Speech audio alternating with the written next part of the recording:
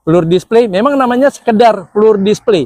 Display, nata, majang, nyusun, meletakkan produk di atas lantai. Itu nama kasarnya. Nama halusnya adalah dilengkapi dengan seni, pendekatan, kreativitas, intuisi, dan segala sesuatu yang berinovasi terhadap sebuah floor display agar berfloor display ini punya nilai yang lebih dahsyat daripada floor display yang ada kadarnya, yang sekedar artinya cuma nyusun produk di atas lantai.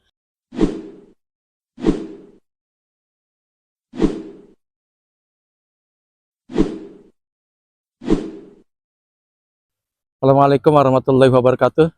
Bismillah. Sekarang kita bahas floor display, baik di modern market ataupun di UMKM. Kenapa harus ada floor display? Satu, terlalu banyak space yang terbuang kalau seandainya floor display tidak dihadirkan. Kedua, terkadang kita kesulitan mencari space karena selalu kedatangan dan receive atau nerima serta memberikan kesempatan new item. Yang ketiga, terlalu sepi view atau pandangan atau penglihatan customer atau pelanggan kita, karena yang dilihat cuma rack reguler aja, end cap aja, TG aja, top gondola aja. Tapi kalau ada floor display, kayaknya mata customer dimanjakan dan membuat mereka lapar mata. Karena apa? Ada flounder ya, isinya new item semua. Ada flounder ya, isinya promo semua. Nah, flounder tadi itu bagian dari floor display. Memang floor display lalu pakai flounder, bisa juga pakai palet, no problem. Tapi yang pasti harus pakai basic. Jangan langsung produk diletakkan di atas lantai. Itu rusak estetika display. Itu merusak produk itu sendiri karena dingin dan sebagainya. Kan lantai rata-rata dingin ya, akhirnya kardusnya lembab, rusak, robek, bolong dan sebagainya. Berpengaruh pada kondisi produk itu sendiri. Nah, seberapa dan betapa pentingnya floor display? Kan gitu ya. Emang penting nggak sih floor display? Penting. Karena tadi saya bilang, terlalu banyak kesempatan item yang tidak punya rak umum bisa dialihkan ke floor display. Terlalu banyak produk promo yang nggak mungkin kita tampilkan semua di rak reguler, kita tampilkan di floor display. Terlalu banyak item-item yang harus kita unggulkan dan jadi keunggulan di setiap eventnya, dan nggak mungkin pakai rak reguler, maka floor display menjadi solusi utama buat produk seperti itu. Dan yang paling penting, floor display itu bernilai loh. Ada value dan ada nilai tersendiri.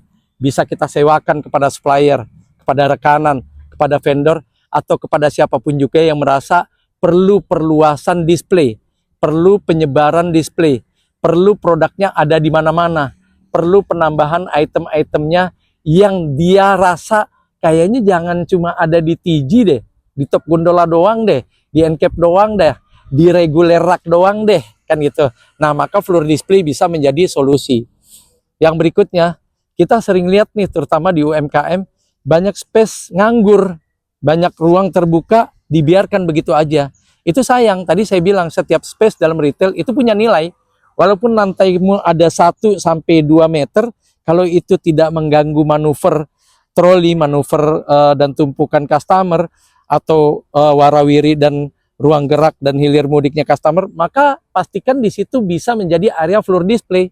Jadi floor display salah satu menjadi faktor penting di mana other income terjadi. Pendapatan lain-lain tercipta. Dari mana? Dari floor display. Dan yang uniknya, biasanya floor display itu menjadi patokan, menjadi tolok ukur dan barometer customer untuk memastikan toko kamu sebenarnya sekeren apa, sepadat apa, punya assortment seperti apa, item-item barunya kayak gimana, produk-produk promonya apa aja, seperti apa bentuk promonya. Biasanya setiap customer tanpa diajari, tanpa diinformasikan, langsung menyasar dan memburu yang namanya floor display. Seperti itu. Jadi floor display solusi utama dan jalan keluar dari kebuntuan di mana kita kebingungan cari tempat buat masing-masing item yang seolah-olah perlu diluaskan space-nya, perlu ditambah facing-nya, perlu diperbanyak tier-nya, perlu dijumlahkan baris, tier, facing, dan kedalamannya. Floor display menjadi solusi utama. Kalau seandainya kita masih bingung, rak reguler perlu ditambah rak lagi gak ya? Perlu tambah shelving lagi gak ya? Perlu tambah facing lagi gak ya? Perlu tambah ambalan lagi gak? Nanti berpengaruh pada airspace-mu. Lebih baik solusinya adalah ciptakan floor display. Kalau seandainya emang space-mu masih ada ya. Toh patokan dari floor display tidak perlu besar-besar. Paling besar 1,1 ya kan? 1,1 itu maksudnya 1 kali 1 meter. Kalau seandainya memang floundermu ukuran itu. Terus dipanjangin menjadi sentra tersendiri dari new item, no problem. Tapi kalau seandainya ruangnya teramat sempit dan teramat minim, ya udah cukup 1 kali 1 di space yang memang keberadaannya mungkin untuk masuk sebuah flounder atau sebuah floor display. Kalau seandainya tidak, cari tempat lain. Intinya floor display itu membutuhkan tempat yang memang tidak mengganggu tempat lainnya. Floor display dibutuhkan untuk memanjakan dan membuat customer kita termanjakan serta lapar mata terhadap apapun yang kita tampilkan di floor display kita. Floor display menjadi kata kunci di mana kita kerepotan cari rak reguler, kita kerepotan cari top gondola, kita kerepotan cari end cap, kita kerepotan nambah wing stack, kita kerepotan cari clip strip. Maka solusinya adalah floor display. Tidak perlu untuk repot-repot dan ragu-ragu, serta nggak perlu mahal-mahal tambah shelving, tambah rak reguler, tambah top gondola, tambah end cap, nggak usah. Tinggal cari palet, tinggal cari ambalan, tinggal cari flounder, ciptakan floor display. Floor display boleh nggak berbasikan cuma 1 kali 1 karton? No problem. Yang pasti tingginya jangan sampai kurang dari 50 cm. Kenapa? Karena customer jadi malas menjangkaunya. Customer jadi terlalu kerendahan untuk mengidentifikasi price-nya, harganya, serta assortment dan item-itemnya. Jadi floor display minimal 50 cm lah. Itu minimal ya. Jangan terlalu rendah. Itu namanya stok kalau terlalu rendah ya.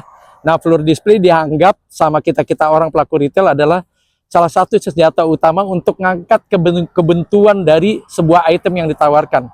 Kebuntuan dari sebuah produk yang ditawarkan. Kebuntuan dari peningkatan omset.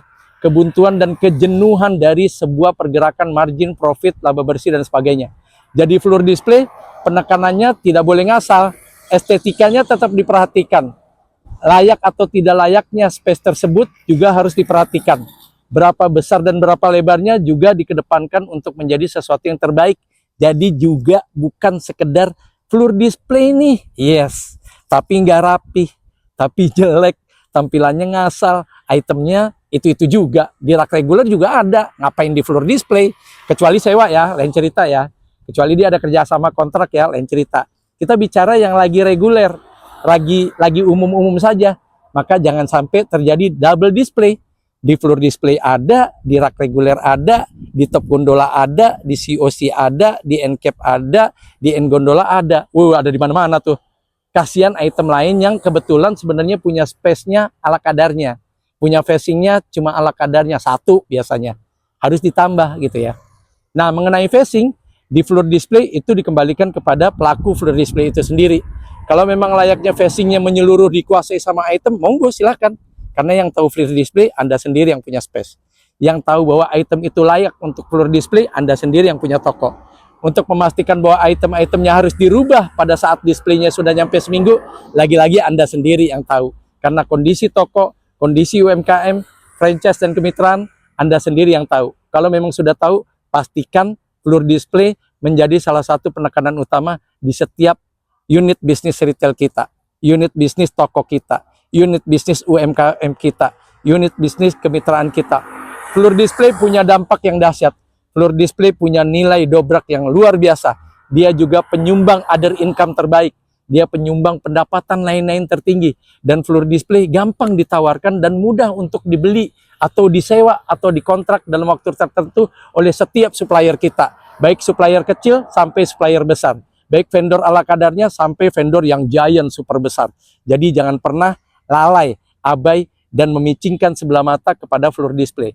Tapi yang harus diingat, jangan sampai floor displaymu menyebabkan customermu susah melakukan manuver, susah berjalan warawiri untuk memastikan item-item yang ada di rakmu, yang ada di COC-mu, yang ada di top gondolamu, sampai yang ada di floor displaymu. Pastikan floor display tidak menjadi hambatan dari sebuah area, dari sebuah wadah, zona, atau space yang tersedia di toko kita. Customer tetap nyaman, warawirinya, manuvernya tidak terganggu dengan keberadaan floor displaymu. Dan yang paling penting, floor display diamati, dianalisa, per pekan pertumbuhannya seperti apa. Perlu ganti produk, produknya diganti. Perlu tambah item, itemnya ditambah. Kalau seandainya perlu ganti facing, gantilah facingnya. Perlu seunik mungkin displaynya, monggo lakukan hal-hal terunik di floor displaymu. Karena floor display standarnya adalah kembali kepada gaya seni retailernya masing-masing.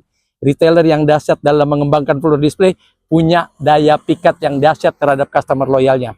Customer loyal akan ternina-bobokan, lapar mata, termanjakan dengan floor display yang tampilannya tidak monoton. Tidak itu-itu saja, sebatas cuma display di atas floor sesuai dengan namanya floor display. Tidak ya. Floor display memang namanya sekedar floor display. Display, nata, majang, nyusun, meletakkan produk di atas lantai. Itu nama kasarnya. Nama halusnya adalah dilengkapi dengan seni, pendekatan, kreativitas, intuisi, dan segala sesuatu yang berinovasi terhadap sebuah floor display agar berfloor display ini punya nilai yang lebih dahsyat daripada floor display yang ada kadarnya, yang sekedar artinya cuma nyusun produk di atas lantai. Seperti itu. Jadi pastikan floor display nambah kita punya other income. Pastikan floor display nambah kita bisa meraih pendapatan lain-lain. Pastikan floor display mendatangkan banyak customer. Pastikan floor display memanjakan customer. Pastikan floor display membuat mata customer jadi lapar mata.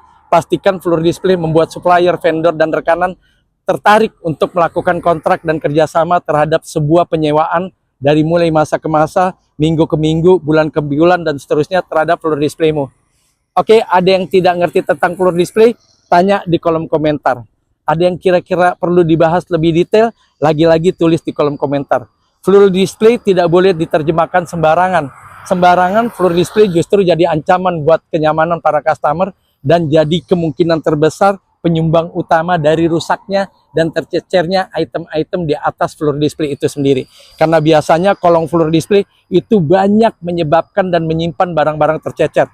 Ingat ya, floor displaynya harus keren, floor displaynya harus mengenai sasaran dan harus bisa meningkatkan omset, profit, dan apapun juga yang menjadi prestasi dan reputasi cara kerja retailmu. Jangan lupa like, subscribe, dan sebarkan. Yakinlah bahwa kesuksesan telah lama menanti.